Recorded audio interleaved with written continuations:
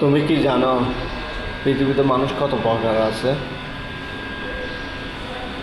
তুমি যদি ভিক্ষা করে খাও, গরিব, টাকা পয়সা না থাকে, তাহলে মানুষ তোমাকে ঘৃণা করবে।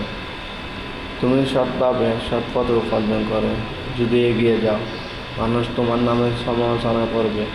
এত টাকা পায় কই, কী করে?